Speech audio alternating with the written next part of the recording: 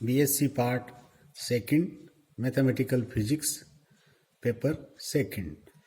आज अपन करते हैं आपेक्षीय विद्युत गतिकी में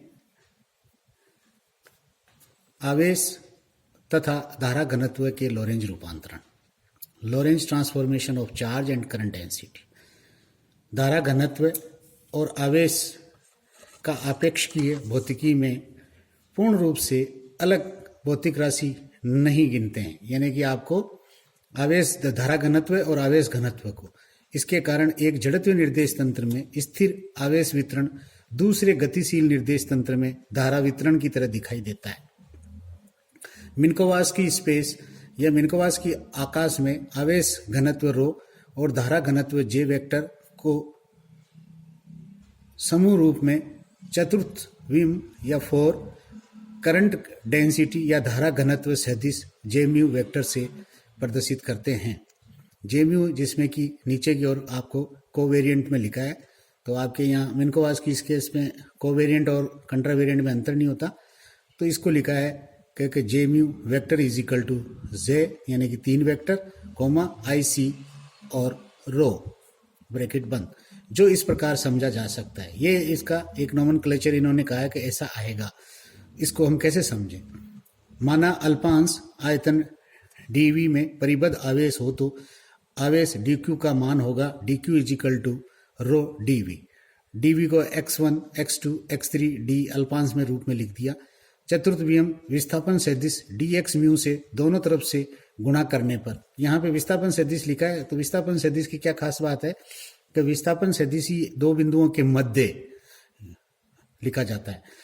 तो आपके पास में dq is equal to dx mu is equal to rho dx1, dx2, dx3, dx mu, यानी कि हमने एक एक्स्ट्रा dx म्यू से मल्टीप्लाई किया। तो यहाँ ये क्या कह रहा है कि dt से तो डिवाइड कर दिया, dt से मल्टीप्लाई कर दिया और dx म्यू बाई dt कर दिया और रो का अलग से कर दिया, और ये आपके पास में अल्पांश का एक वॉल्यूम लिख दिया। तो ये जो समीकरण आया, इस समीकरण के लिए क्या कहना चाहते हैं कि बाईं ओर के मान dq आवेश के निश्चित तथा अदिश होने से ये राशि चतुर्थ वियम सदिश dx म्यू तथा अदिश राशि dq के गुणनफल, यानी कि आपके पास में एक तो ये अदिश राशि है, ये एक आपके पास में सदिश राशि है। देख लीजिए dx म्यू एक आपके पास में या 4 वेक्टर है और ये अदिश राशि का गुणनफल है। ये इस तरीके की भाषा हमने बोली है। अतः दायां भाग भी एक चतुर्थ वियम सदिश होना चाहिए, अर्थात ये चतुर्थ वियम सदिश ही तो है, इससे अगर कोई अदिश मल्टीप्लाई तो हो रहा है। आगे हम जानते हैं कि चतुर्थ वियम आयतन अल्पांश एक निश्चित राशि होती है, यानी कि पहले से ही हमें ये पता है कि जो dx1, dx2, dx3, dx4 ये आपके पास में एक निश्चित राशि होती है या निश्चितता का प्रदर्शन, या कुल मिला के वॉल्यूम है। जो वॉल्यूम है जो आपके पास में एक निर्देश फ्रेम में अगर वॉल्यूम है तो डी टाउ, तो दूसरे में भी डी टाउ डैश है, तो दोनों इक्वल होते हैं। और यहाँ पे x4 जो आपके पास में कोऑर्डिनेट है उसको ICT मिन्कोवास्की स्पेस में अपन लिखते हैं। इसका तात्पर्य है कि dx1, dx2, dx3 और d ब्रैकेट ICT इज ये यानी इनवेरिएंट है या निश्चित है, तो आपके पास में ये भी राशि है जो निश्चित होगी। समीकरण आपके पास में जो ऊपर वाला है उसके राइट हैंड साइड की तुलना अगर अपन इससे करना चाहें तो हमें ये लोरेंज निश्चित प्राप्त होता है।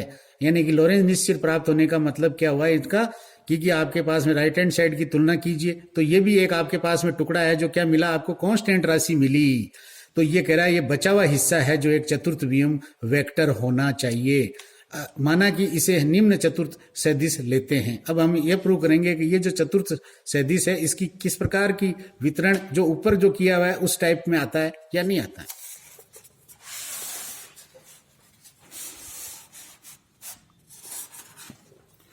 तो आपके पास में J mu is equal to rho x mu by d t, तो ये इसके घटक लिख रहे हैं कि J1 का घटक लिखा, जिसको क्या लिखा है dx1 अपॉन dt और dx बाई dt, और आपके पास में रो u1 इसको लिख दिया रो u2, इसको रो u3 और J4 को लिखा है ICT वाला, तो ये आ जाएगा IC रो। तो ये कह रहा है चतुर्थ वियम सदिश J म्यू को चतुर्थ वियम धारा घनत्व या 4 करंट डेंसिटी वेक्टर कहते हैं, जिसको इसने लिखा है J म्यू, जो पहले लिखा था उसी के अनुसार J वेक्टर और दूसरा कोमा IC रो आपके पास में यह है। तो ये 3 वेक्टर बनाए कि नहीं बनाए इन्होंने। अब ये कह रहे हैं निर्देशांक x1, x2, x4 के साथ x4 है जो ICT के पदों में और चतुर्थ वियम सदिश जेम्यू के लिए निश्चित निरंतरता समीकरण 8.1 के लिए आपके पास में ये जो मैंने कंटिन्यूटी की इक्वेशन जो आपको पहले बताई थी, वही कंटिन्यूटी की इक्वेशन को इसने खोल के यहाँ रखा है।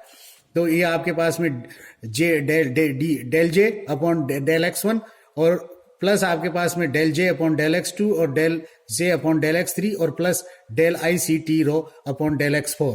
यानी कि आपके पास में क्या आता है कि जितनी भी आप किसी भी फ्लक्स में अगर जो करंट जारी है उतनी करंट है उस फ्लक्स में से बाहर निकलती है, ये शो करती है कंटिन्यूटी इक्वेशन है। ये बहुत मैंने शुरू में कहा है कि बहुत बढ़िया इक्वेशन है, जब अपने पहले वीडियो बनाए थे उसमें। अब इनको समेशन के रूप में लिख दिया तो del J mu upon del x mu और इक्वल टू 0।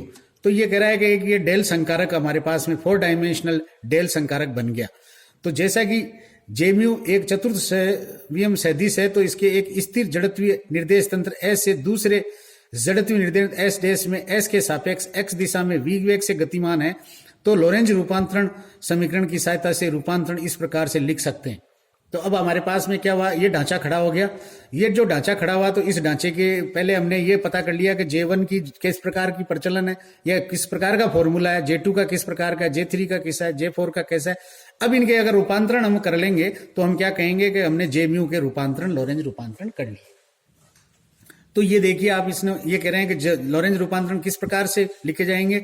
लोरेंज रूपांतरण है जो उसका एक ए म्यू न्यू या आप जो भी ये मैट्रिक्स है मिन्कोवास्की स्पेक्स का ट्रांसफॉर्मेशन का लोरेंज रूपांतरण का वो, और जे न्यू और आपके पास में इक्वल टू आपके पास में जे डैश म्यू। तो ए म्यू न्यू लोरेंज रूपांतरण मैट्रिक्स होता है जो शुरू से मैं करता आया हूं, क्योंकि आपके पास में देखो गामा 1 1 1 गामा, और यहाँ पे आपके पास में इस ऊपर की ओर आइटा बीटा गामा, तो यहाँ माइनस आइटा बीटा गामा। तो ये बीटा इजिकल टू v/c और gamma is equal to 1 upon under root 1 minus v² upon c²। तो ये कह रहे हैं कि आपके पास में जो J1 डैश है उस J1 डैश के लिए इन चारों का मान रखूंगा मैं, तो चारों का मान रख दिया। तो ये बनेगा मेरे पास में gamma bracket J1 minus beta c rho gamma bracket बंद, और J2 का कोई परिवर्तन नहीं, J3 में कोई परिवर्तन नहीं। और तीसरा है जो बदलेगा हल्का सा, क्योंकि टाइम वाला है, तो टाइम वाले के लिए अपने को क्या करना है कि J4 dash is equal to gamma J4 eta beta J1। तो ये कह रहे हैं कि J4 को आप रखना चाहो तो रो में रख दीजिए, तो रो 1 इजिकल टू गामा रो या डैश है ये बेसिकली, और माइनस बीटा बाई सी और J1। जो आपके पास में ये समीकरण प्राप्त हुए 4 समीकरण आवेश व धारा के लोरेंज स्थानांतरण समीकरण कहलाते हैं। धारा और आवेश घनत्व के व्युत्क्रम रूपांतरण यानी कि इनवर्स ट्रांसफॉर्मेशन भी माइनस के करस्पॉन्डेंस में लिखी जा सकती है v से। यानी कि आपके पास में J डैश इधर लिखना है तो आपके पास में J1 is equal to gamma bracket और J1 dash plus beta c rho dash bracket बंद, और J2 J3 दोनों के दोनों कोई चेंज नहीं आएगा, केवल J डैश इधर लग जाएगा। रो है जो देख लीजिए आपके पास में गामा का गामा रो डैश और प्लस का प्लस बीटा बाई सी और J1। तो ये कह रहा है उपयुक्त सांतत्य परिणामों की विवेचना या डिस्कशन ऑफ एबोव रिजल्ट्स। ये कह रहे हैं कि कंटिन्यूटी इक्वेशन देखो, ये जो इक्वेशन लिखी है यही वो पहले अपन ने डेरिवेटिव किया था वही लिखी है। तो ये इसको प्रूव करना चाहते हैं। तो ये क्या कहना चाहते हैं, ये कहना चाहते हैं देखो ये लाइन लिखी है नंबर 1 में, सांतत्य निरंतरता समीकरण सहचर रूप यानी कोवेरिएंट फॉर्म, जो फॉर्म ऐसी की ऐसी फॉर्म, यानी कि जो आपके पास में आइंस्टाइन के सापेक्षिकतावाद के 2 जो सिद्धांत थे उसमें से पहला सिद्धांत क्या था, उसमें यह था कि भौतिकी के सभी नियम समरूप रहते हैं। दूसरा यह था कि प्रकाश का वेग सभी जड़त्व निर्देश तंत्रों में सभी दिशाओं में निहित रहता है। तो ये जो समरूपता है वही भौतिकी के नियम को हमने कहा है यहाँ पे टेंसर फॉर्मेट के रूप में ये कोवेरिएंट कहलाएगी।